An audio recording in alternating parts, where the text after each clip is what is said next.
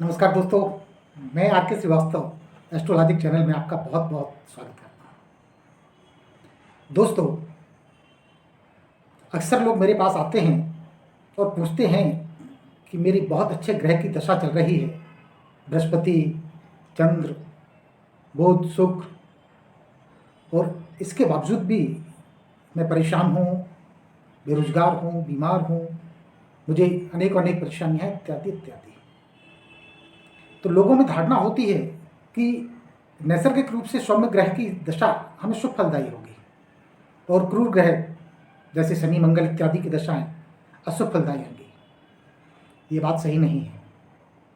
ये बात सही है कि नैसर्गिक रूप से बृहस्पति, चंद्र, बुध, शुक्र शुभ ग्रह माने जाते हैं, जबकि शनि, सूर्य, मंगल इत्यादि क्रूर ग्रह माने जाते हैं।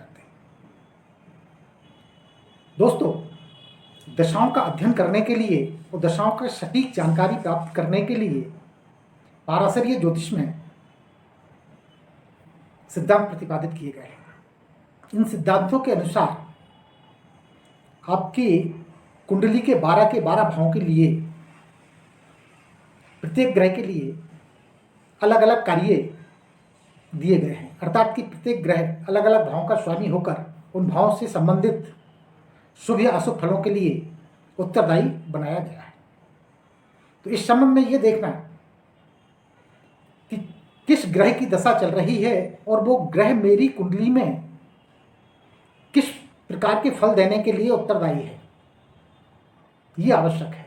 इसमें आवश्यक नहीं कि शनि, मंगल, सूर्य जैसे क्रूर ग्रह हमें अशुभ फल ही देंगे।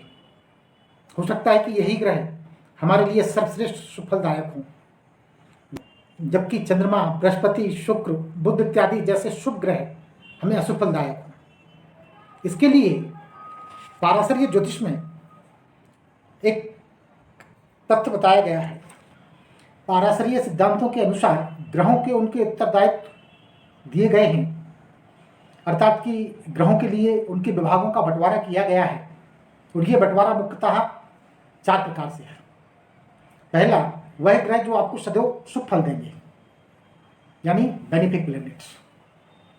दूसरा, वह ग्रह जो आपको सदैव अशुभ फल देंगे, अर्थात कि मेलाफिक प्लैनेट।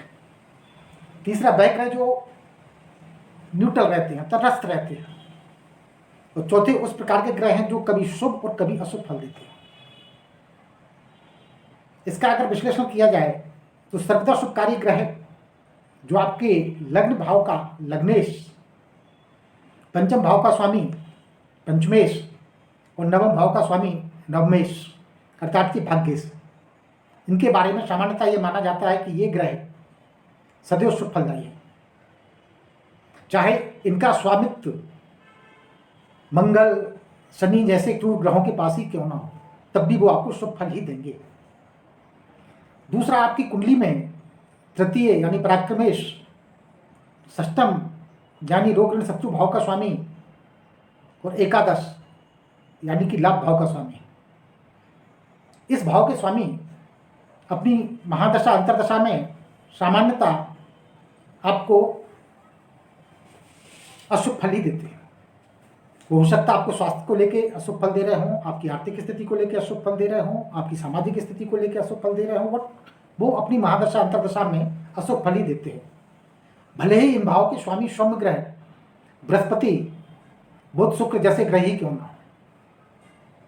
इसी प्रकार आपके जन्म कुंडली के चतुर्थ भाव, सप्तम भाव और दशम भाव के स्वामी ये लगभग न्यूट्रल फल देते हैं। उसमें भी सिद्धांत है कि यदि इन भावों के स्वामी सौम्य ग्रह या शुभ ग्रह हैं जो नैसर्गिक रूप से शुभ हैं, तो वो अपनी शुभता खो देते हैं, जबकि क्रूर ग्रह अपनी क्रूरता खो देते हैं। इसका मतलब यह हुआ कि इन भाव के स्वामी सौम्य ग्रहों की अपेक्षा क्रूर ग्रह अर्थात कि शनि, मंगल, सूर्य जैसे ग्रह अच्छा फल देते हैं। इसी प्रकार से चौथा जो सिद्धांत है कि लग्न भाव से द्वितीय यानी धन भाव और द्वादश यानी व्यय भाव, इन भावों के स्वामी अपनी प्लेसमेंट यानी जहाँ यह स्थित हैं या इनकी दूसरी राशि जहाँ पर स्थित है उसके अनुसार फल देते हैं। तो कभी ये शुभ भी देते हैं, कभी अशुभ भी देते हैं। इस प्रकार से विभिन्न ग्रह आपको क्या फल देंगे इसका निर्धारण आपकी लग्न कुंडली के अनुसार होता है। ये आवश्यक नहीं कि बृहस्पति ही आपको शुभ फल देगा और शनि आपको क्रूर फल देगा, बल्कि इसके उल्टा भी होता है और होता भी है सैद्धांतिक रूप से।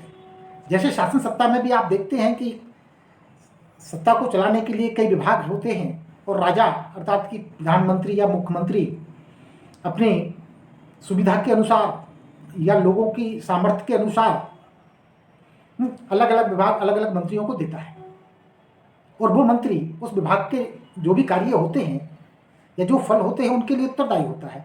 ठीक यही चीज हमारे ज्योतिष शास्त्र में भी है। प्रत्येक ग्रह को एक विभाग दिया गया है और उसको उस विभाग के कर्मों के या कर्तव्यों के अनुरूप फल देना ही होगा। तो किसको क्या विभाग दिया गया है ये आपकी लग्न कुंडली के आधार पर निर्धारित होता है।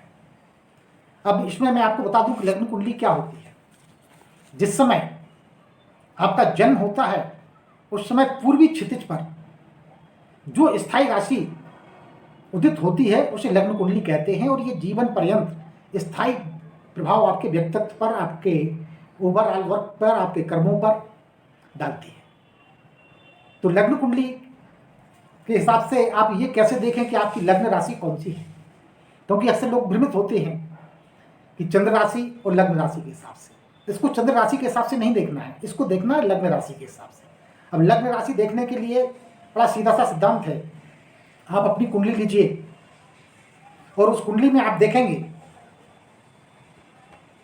हाँ मैं आपको कुंडली दिखा रहा हूं, उस कुंडली में देखेंगे कि ये सबसे ऊपर ये लग्न भाव होता है। इसमें राशि कोई भी लिखी हो, इसमें हो सकता है 1 2 3 4 5 6 7 8 9 10 11 12 कुछ भी लिखा हो, ये लग्न भाव है। ये आपकी लग्न राशि निर्धारित करता है।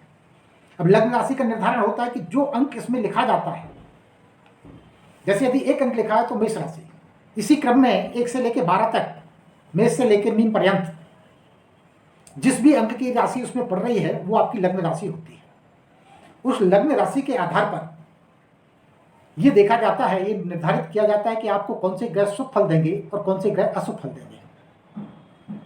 इसके लिए एक सामान्य सिद्धांत है कि लग्नेश हमेशा सर्वदा शुभ फल ही देता है और लग्नेश का किसी भी फल की प्राप्ति के लिए लग्नेश का बलि होना आवश्यक है। यानी लग्न भाव का स्वामी, सपोज कीजिए कि यदि आपका मेष लग्न है तो लग्न भाव का स्वामी मंगल, वृषभ लग्न है तो लग्न भाव का स्वामी शुक्र, मिथुन में बुध, कर्क में चंद्रमा, सिंह में सूर्य, कन्या में बुध, तुला में शुक्र, वृश्चिक में मंगल, धनु में गुरु, मकर राशि में शनि, कुंभ राशि में शनि और मीन राशि में बृहस्पति। यानी कि लग्नेश सदा सर्वदा शुभ फल प्रदाता होते हैं। बाकी आपकी राशि में अन्य कौन से ग्रह हैं जो लाभदायक हैं और अन्य कौन से ऐसे ग्रह हैं जो अशुभ फल देते हैं, उसके लिए मैं आपको बता दूं। जैसे मेष राशि, मेष यानी एरिस, इसमें मंगल, सूर्य और गुरु ये अपनी महादशा अंतरदशा में सदैव शुभ फल देते हैं, जबकि बुध, शुक्र और शनि ये सदा सर्वदा अशुभ फल ही देते हैं। हो सकता है कि वो आर्थिक लाभ अच्छे दे रहे हो बट स्वास्थ्य की दृष्टिकोण से आपको अशुभ दे रहे हो। इसी प्रकार वृषभ राशि, वृषभ राशि में शुक्र, शनि और बुध ये शुभ फलदायी ग्रह हैं, जबकि मंगल, गुरु और चंद्र ये अशुभ फलदायी ग्रह हैं। मिथुन राशि में बुध और शुक्र ये शुभ फलदायी ग्रह हैं, जबकि मंगल, गुरु, सूर्य ये अशुभ फलदायी ग्रह हैं।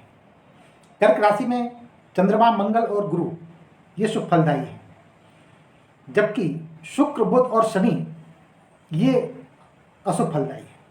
इसी प्रकार से सिंह राशि में सूर्य, मंगल और गुरु ये शुभ फलदायी है, जबकि बुध, शुक्र और शनि ये अशुभ फलदायी है। इसी प्रकार से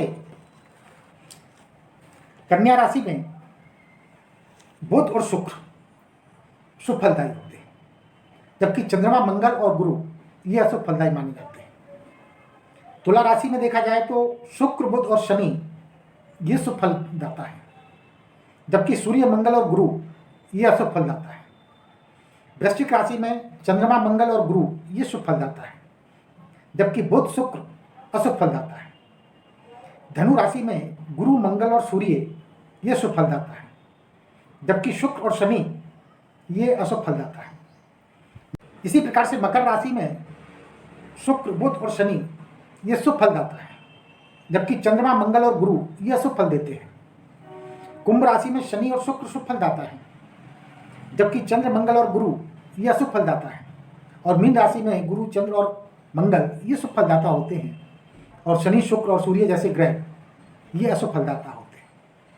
इसका मतलब ये है कि ये आवश्यक नहीं कि जो प्राकृतिक रूप से सौम्य ग्रह हैं वही शुभ फल देंगे।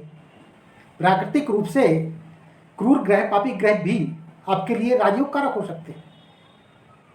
जबकि इसके साथ साथ मैं आपको बताना चाहूंगा कि राहु और केतु ये अपने प्लेसमेंट के आधार पर किस राशि में ये बैठे हैं, किस प्रकार के ग्रहों से ये द्रष्ट हैं, या किस ग्रह से ये युति बना रहे हैं, उसके आधार पर अपना शुभ या अशुभ फल देते हैं। इनके बारे में भी बड़ा स्पष्ट है कि ये हमेशा ही अपना फल अशुभ ही नहीं देते। ये कभी कभी तो इतना शुभ फल देते हैं जितना कोई बड़े से बड़ा ग्रह नहीं दे पाता। तो दोस्तों, मेरा उद्देश्य था कि मैं आपको ये बताऊं कि आपके लिए कौन से ग्रह शुभ हैं और कौन से ग्रह अशुभ हैं। अब प्रश्न उठता है कि शुभ ग्रहों की शुभता को बढ़ाने के लिए और अशुभ ग्रहों की अशुभता को कम करने के लिए क्या उपाय किए जाए। तो इस संबंध में मैं किस ग्रह के लिए क्या उपाय वैदिक रीति से, आध्यात्मिक और धार्मिक रीति से, व्यवहारिक रीति से, लॉजिकल तरीके से क्या किया जाए कि हम अपने शुभ ग्रहों का प्रभाव बढ़ा सकें और अशुभ ग्रहों का प्रभाव को कम कर सकें। इसके लिए मैं आपको अगले वीडियो में ग्रहों से संबंधित उपचार बताऊंगा। आज के लिए बस इतना ही। तो दोस्तों, अब इसमें आपको भ्रमित होने की आवश्यकता नहीं है कि सौम्य ग्रह ही आपको अच्छा फल देंगे, क्रूर ग्रह या गर्म ग्रह आपको अच्छा फल नहीं देंगे। जबकि प्रत्येक ग्रह अपने दायित्वों के आधार पर, अपने विभागों के आधार पर फल देने के लिए बाध्य है। तो इस संबंध में आपका भ्रम दूर हुआ होगा, स्थिति स्पष्ट हुई होगी। आज के लिए बस इतना ही। अगले वीडियो में मैं ग्रहों से संबंधित उपचार, उनके प्रभाव में वृद्धि या दुष्प्रभाव में कमी के लिए क्या किया जाए, इस संबंध में एक बहुत जल्दी वीडियो लेके आऊँगा। तब तक के लिए धन्यवाद। दोस्तों, यदि आपको मेरा चैनल पसंद आया हो तो आप इसे लाइक, सब्सक्राइब और शेयर करें। और यदि आप अपने जीवन से संबंधित किसी भी ज्योतिषीय समस्या का समाधान चाहते हैं या हमसे कंसल्टेंसी चाहते हैं तो कृपया कमेंट्स बॉक्स में कमेंट्स कीजिए। मैं और मेरी टीम आपको शीघ्र संपर्क करने की कोशिश कर आपके लिए समाधान निकालने का प्रयास करेगी। धन्यवाद।